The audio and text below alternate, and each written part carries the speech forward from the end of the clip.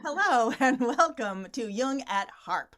Today we're going to talk about playing below your skill level in life. I am Deborah Henson-Conant. I'm a composer and a performer, and I am here with Kathleen Wiley, who is a Jungian psychoanalyst. We both play the harp, and we're here to talk about art and spirit and psychology and creativity and everything inside us, and we call this Jung at Harp.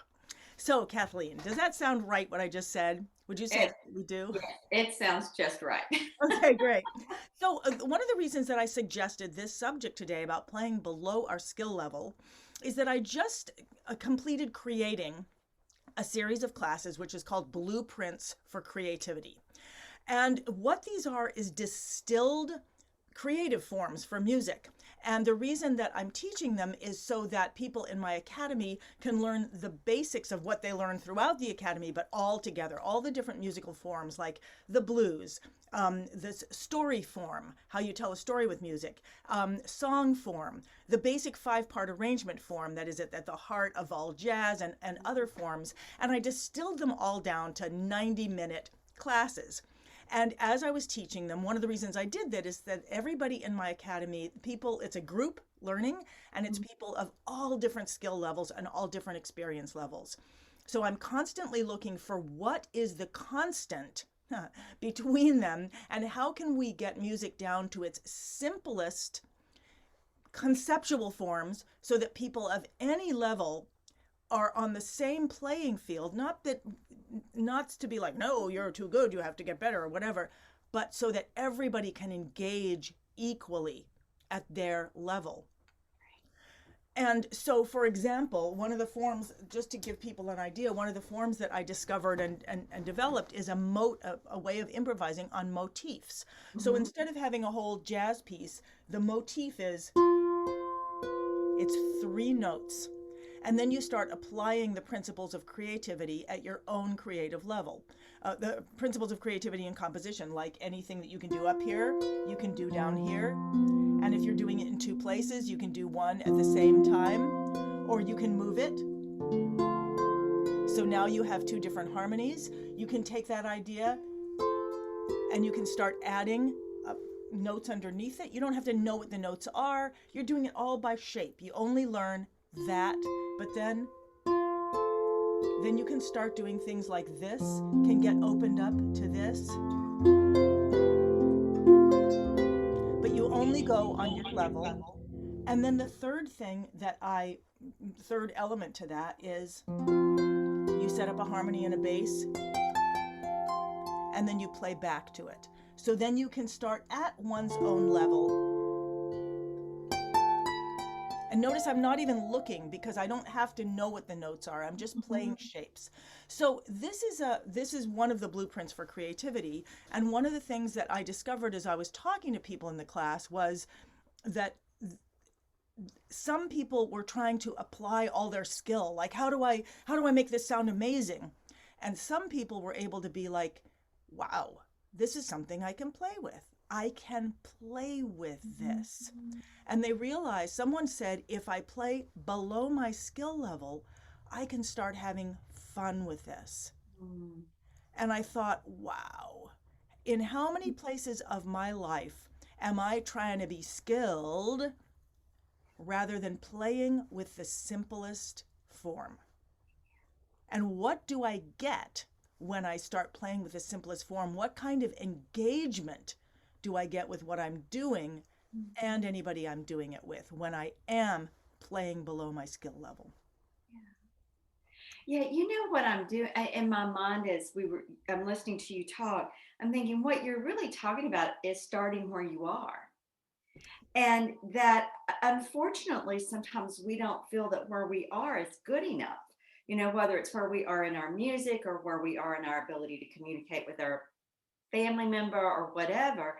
And so then we're trying to do something where we're kind of not really fully present because we haven't owned what we already know how to do. And so starting where you are, and in the esoteric spiritual traditions, there's a principle of right limitation. And right limitation means living within the limitations of your psyche soul.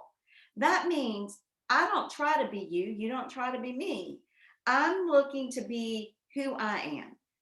You're looking to be who you are. And in a way, the idea of playing below your skill level when you're in a class, you're hearing people who may be far advanced in technique and have many more years of experience. And that's usually my case since I came to the harp as an adult.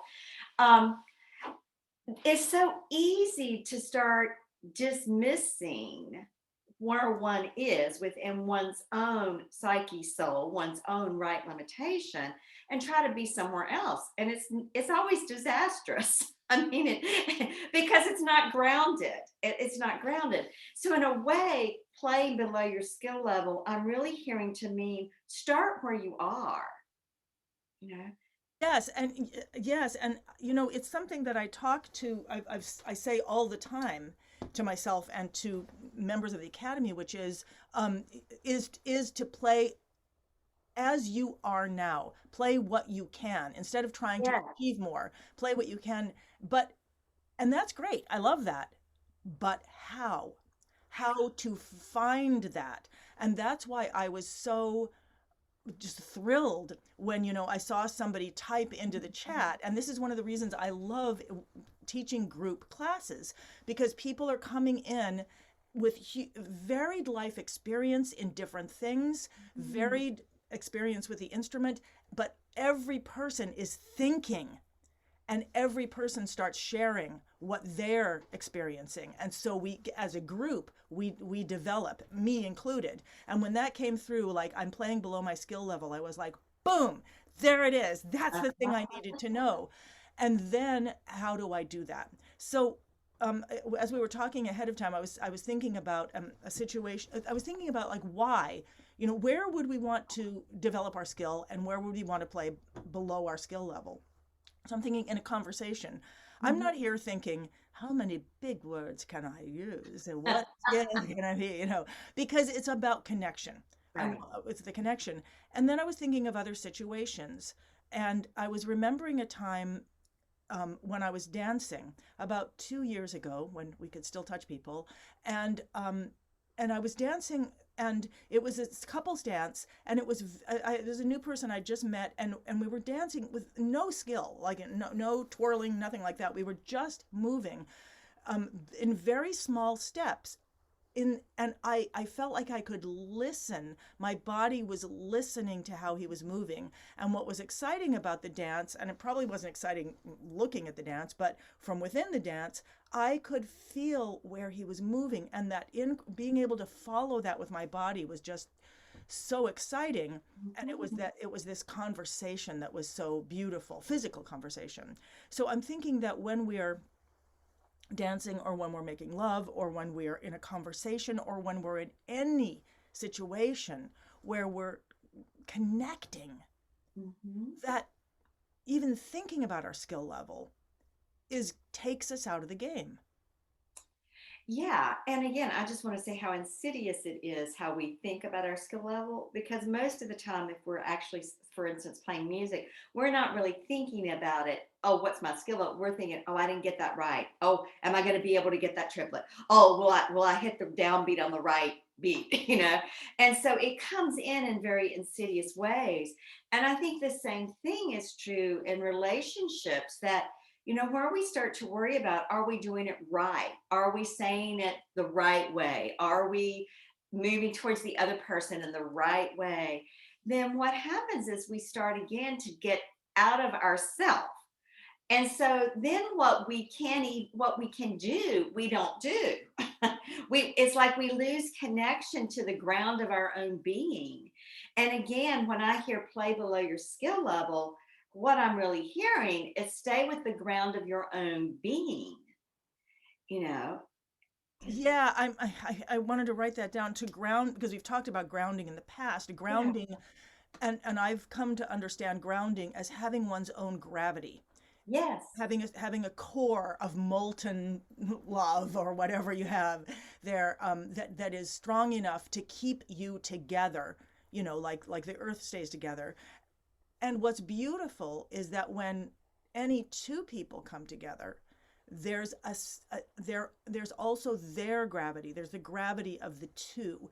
There's, if there start, I mean, I'm assuming, I don't know, I'm not a physics person, but I know that, if I have gravity and you're a moon, you're gonna be going around. But if you get more gravity and we have equal gravity, I think we're gonna start going around each other. I think we're going to have a double orbit. What do I know? Hopefully someone who knows physics will, pipe in the comments or something. Um, but that's what's fascinating to me, is not how do I get good. That there's a time for that, when I'm practicing. Right. But then how do I make that connection? What, who, how do I get in myself in a way that I am connectable? And I'm just realized this as I'm saying this, I'm also in the middle of dating. I'm learning how to date. And I'm realizing that part of the issue is I'm not available, in myself, learning how to be available. And if I'm trying to prove myself or something like that, I'm not available in a relationship. Right. Yeah. But why? What's actually happening? I mean, I know when I'm trying to prove myself, like, and this happens in music too. I'm if you're playing with somebody, and are you good enough? Mhm. Are we worried about, like, am I good enough to play with these people? Oh, they're going to kick me out. They'll never want to play with me again. So I see that we're afraid of losing something that we have, or not getting something that we want, which is that connection.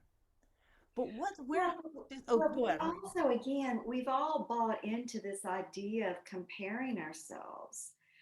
So the minute, like, am I good enough? Well, they want to play with me. It all is about comparing ourselves. And the minute we start comparing ourselves to another, we cut ourselves in half. I mean, again, we immediately shrink, and now we're not even there with the skills we have. Your student said it beautifully, and I totally agree with the importance of playing. And, this psychoanalyst Winnicott talked a lot about playing. He was a pediatrician before he became a psychoanalyst. And so he talked about the importance of play and the development of the self. And we see this: children naturally play. It's not about, is it good enough? Is it right enough? But they just play. They create in the moment. They work with what they have. And I think the idea of playing below your skill level and the playing is that you work with what you have, and you work with what you have that's right in the moment. That's right in the moment. Just like children, one day they may want to play with the nail and hammer, and then in 15 minutes they might want to be playing with their cuddly stuffed animal. Then, 3 hours later they might want to be playing, ball. I mean, it's what's right in the moment. And this idea of it should be that way, we ought to be playing it differently, or I'm not good enough, or getting caught in fear that it won't be right, take us out of the ability to just be where we are in the moment and play with what we have, because we're automatically distancing from it. We're separating from it with this focus out there on some elusive should, must, or ought to, or standard, or So I love what you said about the development of self through play. And, yeah. and I also love what you said, what we have here in the moment.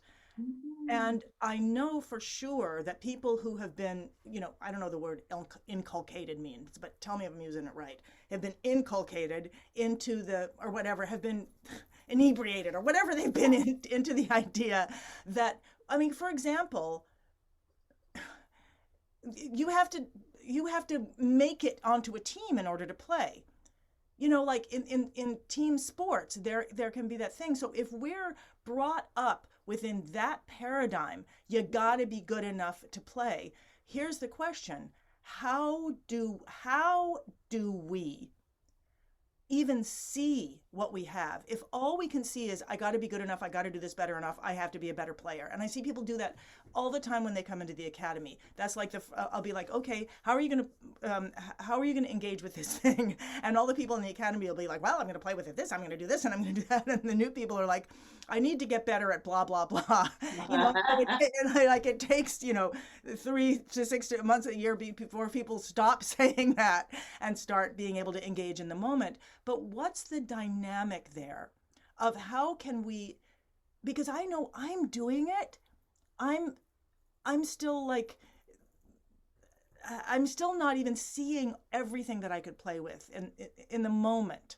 How can we, what are some other ways that we can shift our brain? What are some things that can help us? What are those ideas or questions that can help us get from thinking we need to be better in order to do something to actually being able to play with what we have? I think it starts by shifting your focus and your valuing from outer world values to your own inner world values. And what are some questions that could help you do that? Well, I think asking yourself, who's telling me my skill level's not enough? Do I really buy that? Is that a paradigm I want to live in? I'm not willing to live in a competitive paradigm. I know the world does, the rest of the world does. Sunday afternoon sports do. There are competitive paradigms all over the outer world, but I'm not going to live there internally, because the paradigm I'm going to live in internally is, what is my psyche soul calling me to at this moment? That's the only thing that matters. It doesn't matter that I might not be as good as, Cindy B or whomever.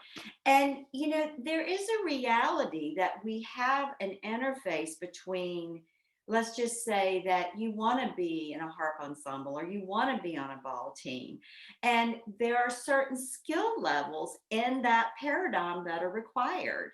And we all have to be able to accept, sometimes I may not have the skill level for that paradigm, but that doesn't devalue what I have, you know. And if we don't have the skill level for that paradigm, i.e., I couldn't be a professional musician. I'm a great psychoanalyst, teacher, presenter. I can be a wonderful musician for sessions and for maybe playing bedside. But at this point in my life, I don't see myself doing what it would take. And that's just a limitation of all of where I am. That doesn't make me less than. Okay, well, I want to argue with that. Okay, you argue. Okay, so and I think I want to argue within something. As you were talking, I was remembering that physical ed, not my specialty as a young person, and yet I was a leader. So I remember at one point I was put on some in PE class. I was the coach or the head, whatever it's called in a basketball team. I mean, just like in a couple of games, but I had the team, like I had the worst team. We could not, we were terrible. And I don't even think it was basketball. I think it was volleyball. I don't know what it was. It was something with a ball. And I was like, we are never going to win this, but we are going to have fun. And we're going to have fun because we're going to change the rules. And here's the rules that we're going to play. Our team is all about, we're going to play as much as possible. And that means our game is that we're going to get the ball to each person on our team before we try to do anything with it. That's our game. It's a different game than others are playing. And so we were able to have a lot of fun because it was a different game. And so I would say, if you came to me and you said, I need to change my career from Jungian psychoanalyst to professional harpist, and need to do it in 2 months. And this is all I can play. I would be like, great. Okay, here's what we're going to do. We're going to take who you are. We're going to take your psychoanalytical skills, and we're going to use the harp as a platform for them. And we're going to use, everything you are and everything you can do, and throw out everything you can't do. And that's the creative twist. And I mean, that's what I love to do with Harness Your Muse. So I have a mentorship program, which is Harness Your Muse. And I love to do this with everybody is, okay, this is what you think professional harp playing is. but let's go deeper than that. What's the point of being a professional musician? What's the point of being a professional musician? It is to make connection. It is to bring people out of the world of silence into a world of sound in a way that lifts them from consciousness for a moment and drops them lightly back and slightly changed. That's the distillation and the heart of it. Okay, so with the skills you have, with the body you have, with the number of fingers you have, whatever, how are you going to do that? So I mean, that's my thing. Yeah, but what you just did, Deborah, is again. So now I'm thinking, well, maybe in my 70s I will become a professional harpist. I'll show you how. But you know what I love about it is what you just did with me is what we have to do with ourselves in order to come back to quote play below our skill level, to come back and play. We have to shift our paradigm. We have to look at, okay, what are the resources we already have in any area of our life? And how do we bring that to bear in this moment? Whether, again, it's the moment of playing the harp, it's the moment of being in relationship, it's the moment of dancing, it's the moment of cooking in your kitchen or picking out, letting a new animal come to you for your companion, whatever, but I think that how do we do that? You just did that with me. It would require a paradigm shift. It would require letting go of this static idea, in this case, of what professional harpist means. Or maybe it means letting go of the idea of what the ideal intimate partner means for you to be. We have to let go of those idealized notions that actually automatically cause us to feel inadequate. Once we let go of that, then we can begin to hold on to an idea, a vision, just like you said. Okay, maybe professional harpist means this. I started thinking, yeah, I could probably be a professional harpist and play in churches and I don't see, maybe even play in some low-key restaurants where they would want quieter, slower music. I'm not going to be on stage performing Irish jigs and reels for people. No, well, maybe not, but I could see you being on stage performing you and talking about what it takes to do that. And I could, so in other words, in order to do that, you wouldn't be able to have to fit into what's already there. And as I'm saying this, I'm realizing, so many things, like, what do we have to break? Can we go to that experience of inadequacy? Can we use that to help us open this up? And as you're saying that, I'm remembering one of the reasons I do what I do today is I grew up with two women who were singers and were very powerful. My aunt and my mother, very powerful, blow you away powerful, beautiful, who just physically did not fit. I mean, they were big and they didn't fit. Anyway, so and I saw them audition for roles over and over and over again. Maybe get it, maybe not get it. If they got it, they had horrible stage fright, blah, blah, blah, blah, blah, blah, blah. And I looked at that as a kid and I was like, no way, I'm not doing that. And then there was a part of me that said, nobody is ever going to tell me whether I can get on stage or not. I'm gonna make that decision, and if that means changing what a stage is, and that means so that was at the heart. I was able to see it in them, that there was a limitation by seeing that somebody else's frustration as a kid just watching it. I know I'm in my own box in other ways, and I'm thinking about the times I've gotten out of the box and what happened. Like, for example, I get very self-conscious in social media. Like, I don't know what to say. I don't know what to do. I don't know what to post. It's just blah.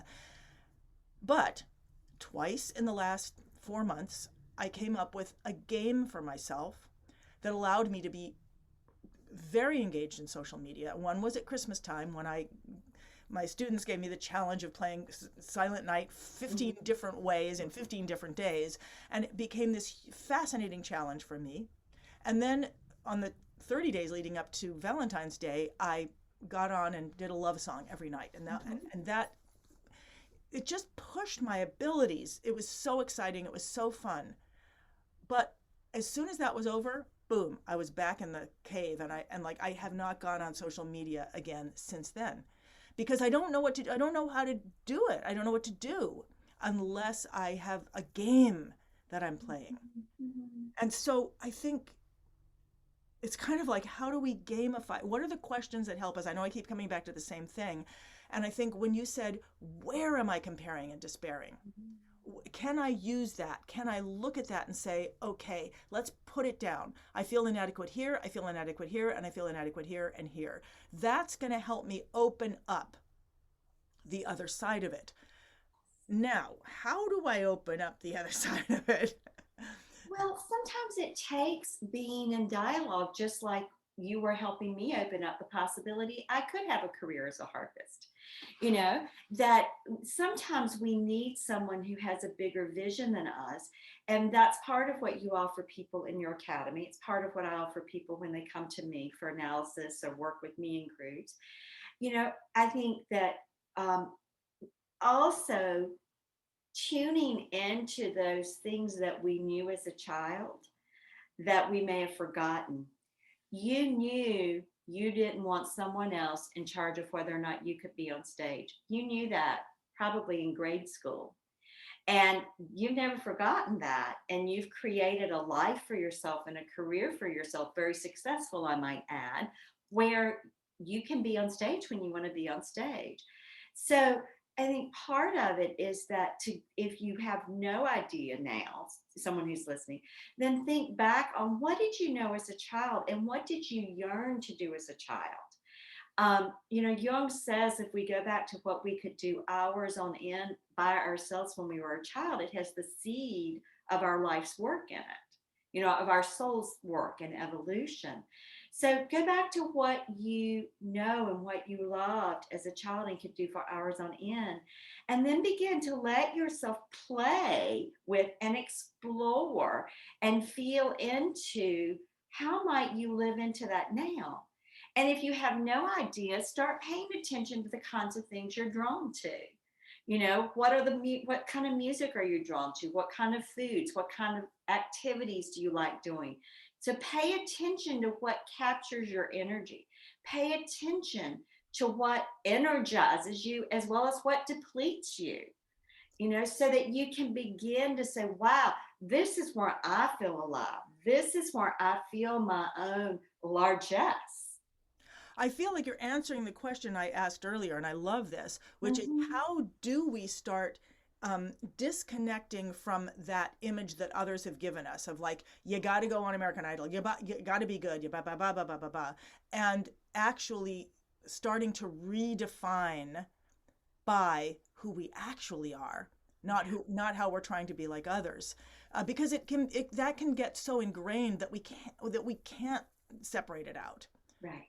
And because sometimes it's very helpful to try to be like somebody else. That can be a game in itself to help us out. So, it's anyway. But what I love that you said, and I think could be a challenge for people, is just that thing that you loved doing as a child. Like I Mhm. loved sitting at the piano, telling stories and making up the music and the songs that these people would sing, and making myself cry and making myself, thrilled at no skill level, Yeah.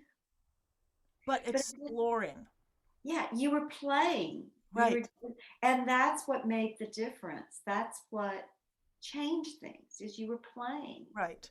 And it doesn't mean that you can't continue to play it at a more advanced skill level, or more, Right. I would say, more complex skill levels.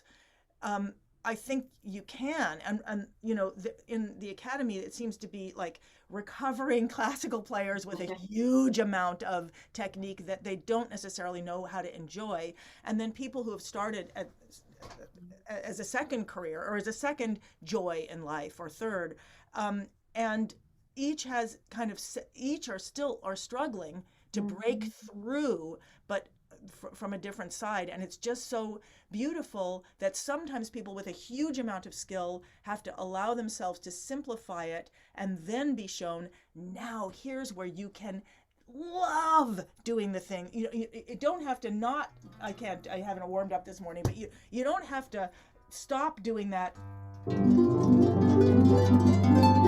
that because Right. that too is fun.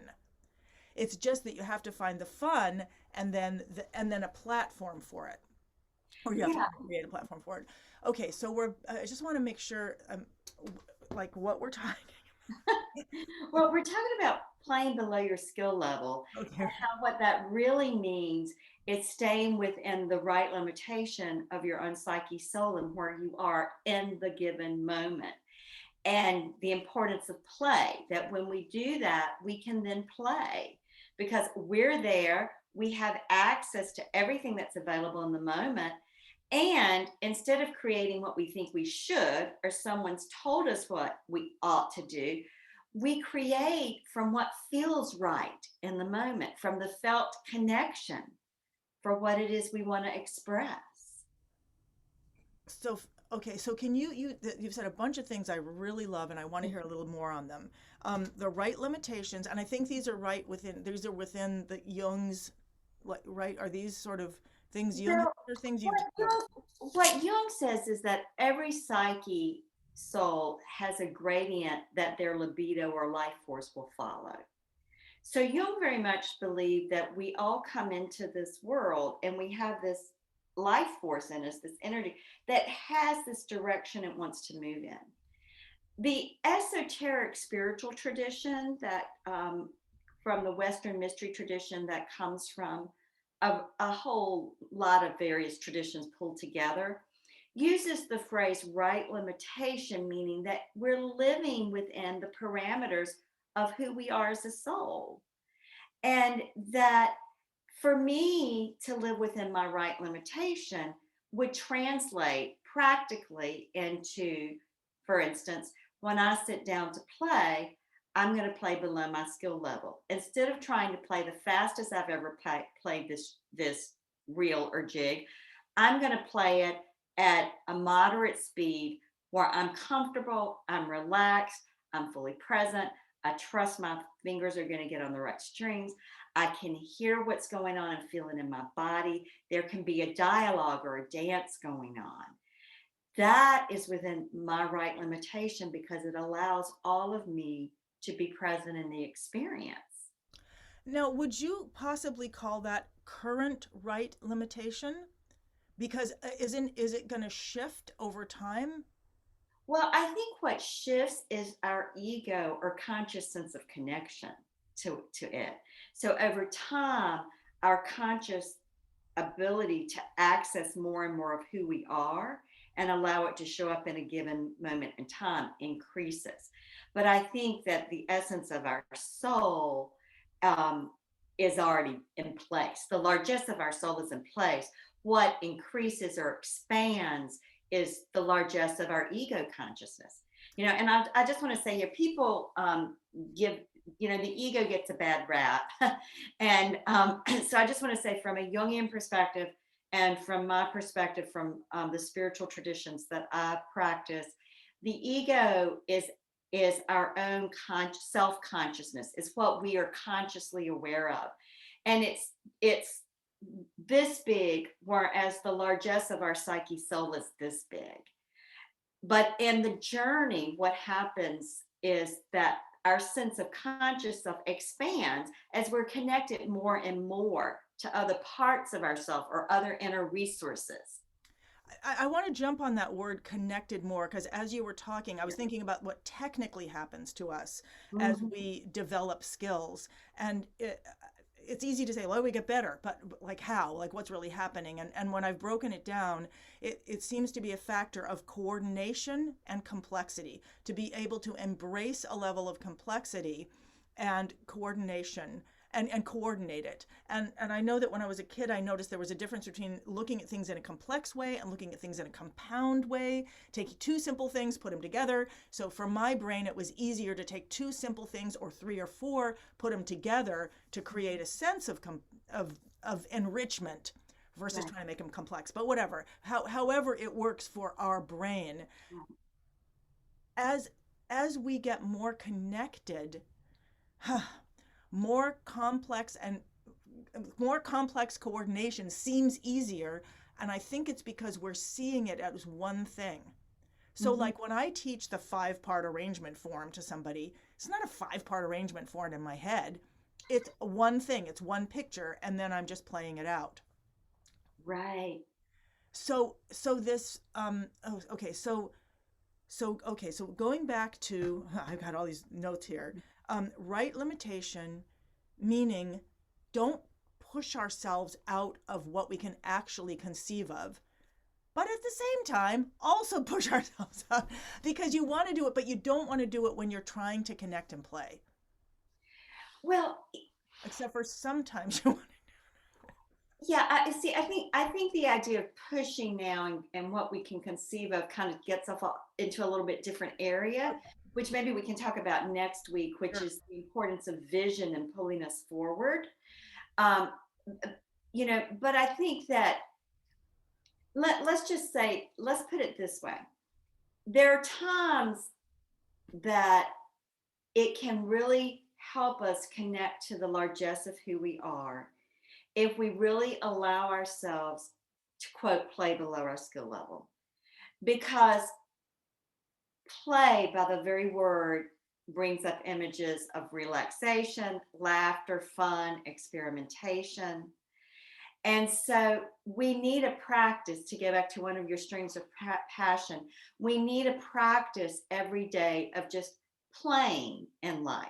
Whether it's I play in the kitchen in a creative dish I'm making, I'm playing with how I'm engaging with my partner, I'm playing with just sitting down on the harp and noodling, or I'm playing with a different harmonization, left hand for a tune I love, or whatever it is.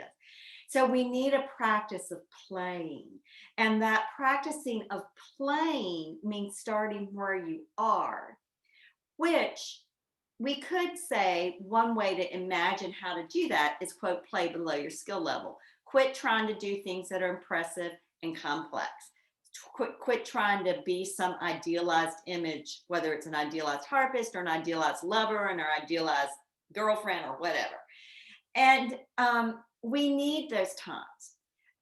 I think the more we can play and connect to all the resources within us, then when we sit down to perform on stage, we come with more of who we are and with perhaps a little bit different idea or paradigm of what it means to be on stage and what I'm supposed to be doing. And that the very practice of playing increases that ego sense of connection to the largesse that's there that we don't know until it shows up. And that then we are able to bring that to bear the moment we're on stage. And maybe we are playing a more complex piece with a couple of other musicians. And there is a little piece where we feel like we're pushing ourselves. But it's being informed in the moment by this practice of playing. Yeah, I love that, and I love how what you were talking about was really that we're expanding our self, almost like we're in this room, in this one room, and we don't know, and the light just keeps expanding as we start having access. Yes, yes. And as I was saying this, I realized there's something else that I loved doing, especially when I was learning classical music, which almost it seems to go opposite of playing below my skill level, and yet it's still playing. So I did this thing, and I kind of want to know where this fits. So there's one thing about like if I play um, motifically with a simple motif, that's totally within my skill level. But then there were times when I was practicing like introduction and allegro, some piece, and I would practice, and then at the end I would do this thing where I would play the entire piece as a great performer Mhm. with at the skill level I was, which was far below what I could do. If somebody walked in, they'd have no idea what I was doing, but I played the piece from start to finish, and it would sound something like this. So the piece is gorgeous and it's got all these things, but I would be going da da da da da da da da da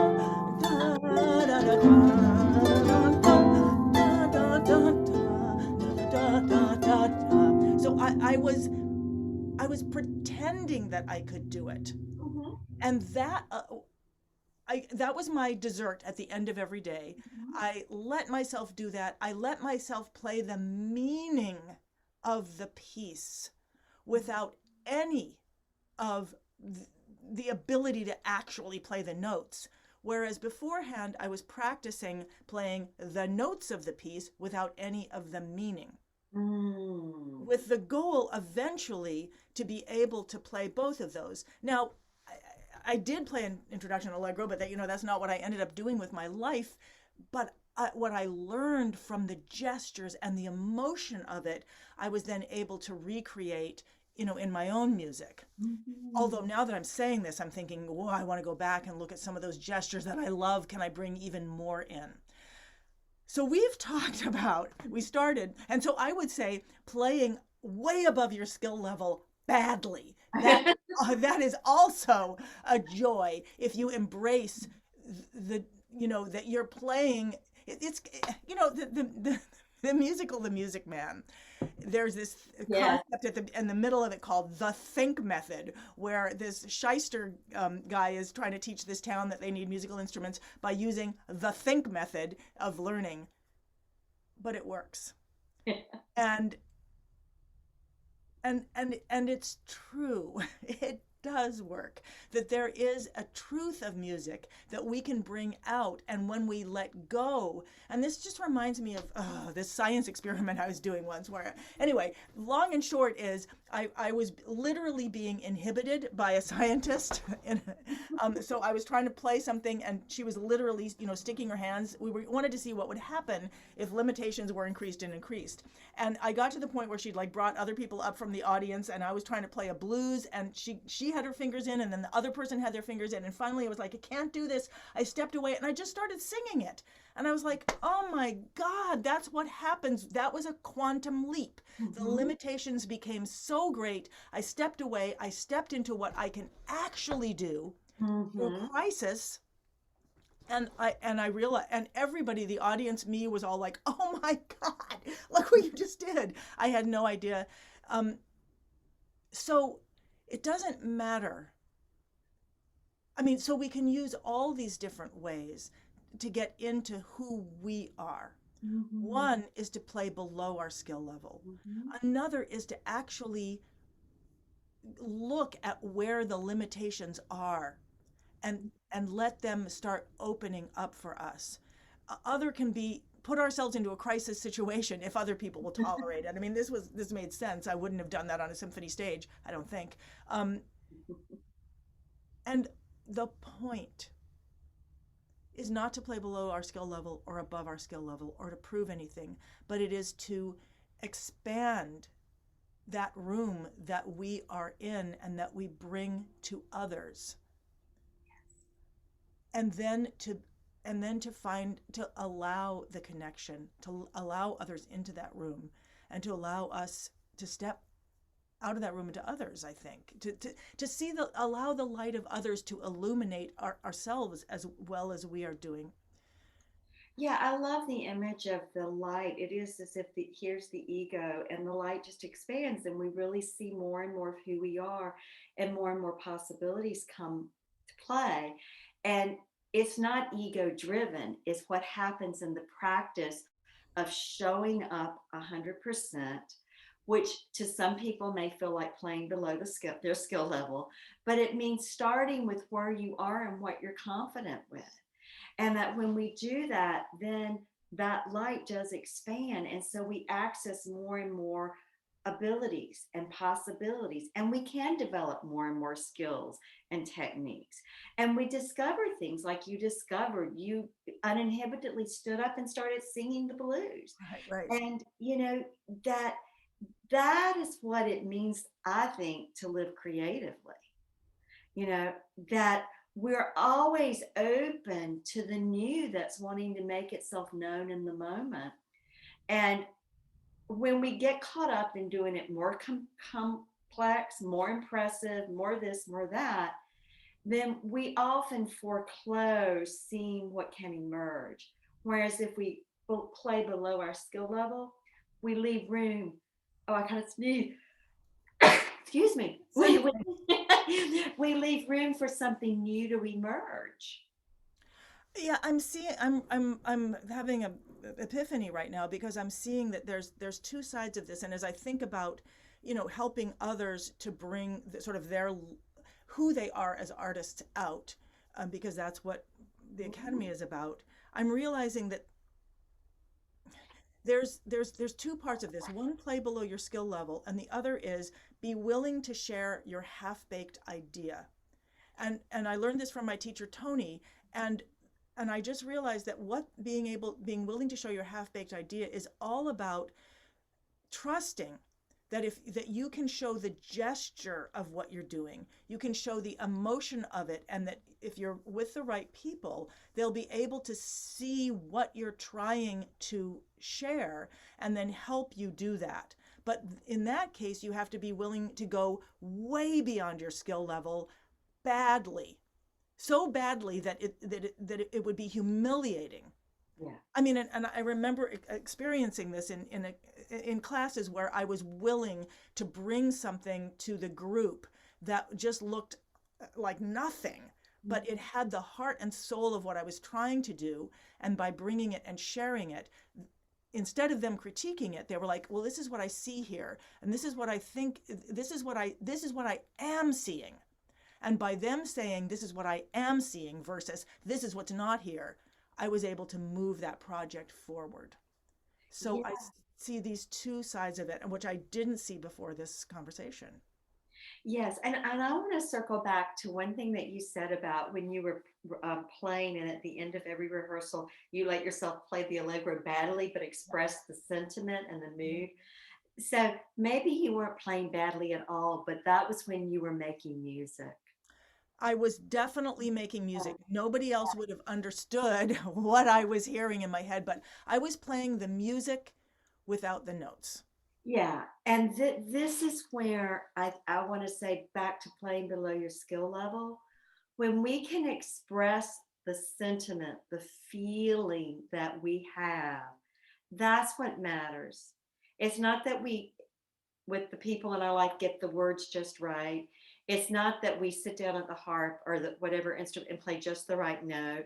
Or it's not that we do the kitchen cooking according to the exact recipe like whomever chef we follow, but that is it has the sentiment, the heart and soul of what we want to express. So I just wanted to go back to that because I think another way we might think about what does it mean to play below your skill level, it really means to start by playing with heart and soul. I agree. I think that is the heart of it. That however we can play with heart and soul, no matter what it sounds like, if we're playing below our skill level, if we're playing above our skill level, if we're shifting what we're playing, that is the goal. And I'm excited after this meeting because I'm thinking now I have two new tools, three new tools actually to play with. One is where am I feeling frustrated, literally making a list, because those are ways in. Play below my skill level, play way above my skill level, and yet get the idea out, and then ask others what they're seeing there. So that I'm creating within a conversation rather than creating alone. And then, did you get it? Is it good enough? Yeah. Those three tools are going to be great that I can explore. Yeah. And then, of course, making it into a game, but that's a little cerebral sometimes. I have trouble with that. Yeah, and what I'm going to really hold on to is the importance of play and just bringing that spirit of play to whatever I'm doing, you know, because again, play, it puts us in the moment, it allows us to be where we are, and that's when we can open to the possibilities. Yeah. Because we're present. Because we're present. We're actually We're there. not attached to it looking a certain way, and we're not trying to be something we aren't. We're just where we are. Well, thank you, Kathleen. I'm having this beautiful image of a map. I always love the map is like you are here. Mhm. And I always think that the map is we want to start here so that we can figure out where else to go. But I'm thinking I'm now seeing a different map. Mhm. I'm seeing a map that starts from the outside, and it has all these little arrows that says you are here, and they're all pointing towards the center, and that so that I eventually will get there. And maybe start there more often, because we always can access that internally. And that's for another day. Okay, great. Kathleen, as always, just such a pleasure to go on this journey with you that always brings me back to myself at a deeper level. Thank you so much, and I look forward to seeing you again next week. Okay, bye-bye. Okay, bye bye.